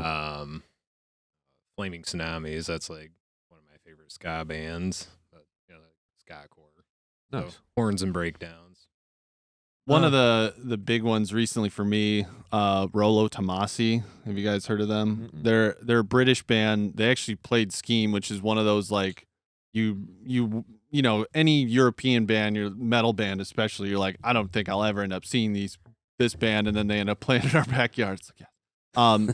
So they're great. They have the like melodic and screaming vibe. Cal Decap, obviously. I mean, they're not like newer, but they're always upping the ante with extreme metal to the point that it's just like, you guys are ridiculous. That recording is something I aspire to. Yeah. And then Dave Otero. Yep. yes. And then probably my third, and I'm gonna butcher the pronunciation, but Der Weg einer Freund We call him Dwef. Dwef. It's a German black metal band that I think does it better than any other. It's like specifically production wise, Something about the and space that they have is just nuts. they're able to put, and it I mean, it is just like pretty much straight ahead black metal with like, you know, super fast blasts and kick, but they are, especially Will the Wisp, when you guys heard that one and you're like, oh, you know, it builds up, like that was a real big influence on dynamics and making those songs kind of go from hitting hard to slowing down to then just really bring that crescendo up and then just bring in those blasts and let it, you know, finish out. Anything chill? Oh yeah. I think for my usual chill stuffs like Herbie Hancock or Chick Corea, John Patitucci. Nice. Honestly, I've been listening to a lot of like 16-bit, like Super Nintendo and Genesis soundtracks. Hey man, to each their own. That, you know, that's a big part of the reason why we asked that, because, you know, we're all metalheads, but you don't always just listen to metal, so we're always kind of intrigued on the stuff that people chill out to, because It helps to understand where some of the writing might come from and be inspired, even Where if it is chill. I think you know, you're just getting to know the personality of the person that's writing the music by seeing how they spend their downtime. where do you find the 16-bit Nintendo soundtracks? Just on Spotify? All or- on YouTube, basically. Oh, I mean, like, Horse the band. oh yeah, Uh-huh. yeah. I'm so happy I got to see them live. That's one of those bands where it's like, if I hadn't, I'd be real bummed. Yeah, so they are defunct. Is that correct? I think they're kind of one of the, like, they'll get back together every 3 or 4 years when their families allow, and then like get Sure. to play. But they are a crazy live band. But yeah, that 8-bit kind of synth core kind of stuff. It's fun. I can only listen and laugh for a few minutes. You know, just take it for what it is. And what about you, Jeff? What you been cranking up? So, honestly, my chill list is way longer than my heavy That's okay. list. That's okay. Yeah, that's Whatever. fine. But Just intrigued. the last bands that were just like, I need this over and over and over again was Abigail Williams, Okay. Kvelertak, Okay. and King Woman. Okay. And they're all so different from each Oh, yeah. other. Yeah. And then my chill list, I found a really good lo-fi channel that just plays Lord of the Rings music, but in lo-fi over and over again. That's been fun. Nice. I'm very much been listening to a lot of piano music, solo piano. Rachmaninoff has been my dude for a minute. I love that shit. Oh, space. I know it's pretty sad that like now it's like I gotta look at Spotify to like remember the music Yeah. that I like because it just I get it goes so fast through like Johannes- phases. Johannes Borlov, he's a current Russian pianist, and he's got some really good shit. I think on my personal Facebook, I covered part of one of his songs. It's been fun to learn. He's a genius. Yeah, I think that chill stuff really inspires melody, and that's where some of the songwriting comes from ultimately. I mean, you want Honestly, what fucking gets my brain working is piano music. I There you love that shit. That's honestly, I think that's my I favorite. think that's the number one instrument anybody should start out learning is piano because you're going to learn your It's percussion. It's you're going to learn your melody. rhythm Yep. and your melody at the Bass same time. notes with the top melody I and think it's Yep, time for my daughter sure. to learn. She's finally of age where I can like communicate with her and sit her down and say, "You're going to learn some piano, and then you may choose any instrument after that."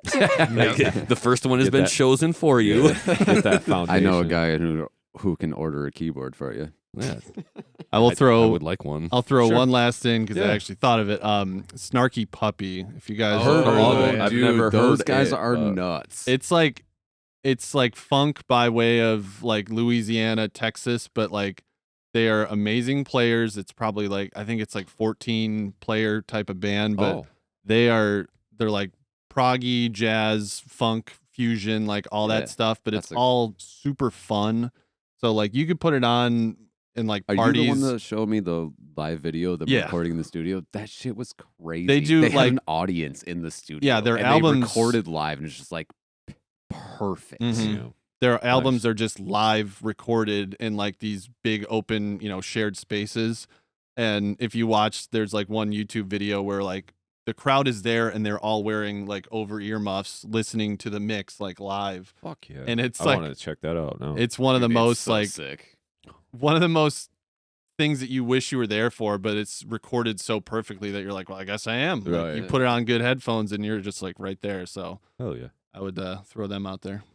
All right, cool. Well, is there anything else that you guys want to go over that maybe we missed with Rip Van Ripper or? I think the only thing I have left to say is Hail Satan. Okay. I could see the Luciferian neck piece there. Yeah, so that's cool. Shout out Satan. Well, I want to thank you guys for being on the Metal Maniacs podcast, driving out here and giving us some time on a Sunday, and fucking look forward to what you guys coming out next. We're definitely fans of the band, and hopefully we'll catch you live soon too, or Yeah. maybe we'll jump on a show with you. That'd be cool too. So Oh, yeah. with that being said, much love to you guys, and keep it metal. Peace. Thanks. Thank you so much for checking out the episode. Be sure to hit that like button and give us a share.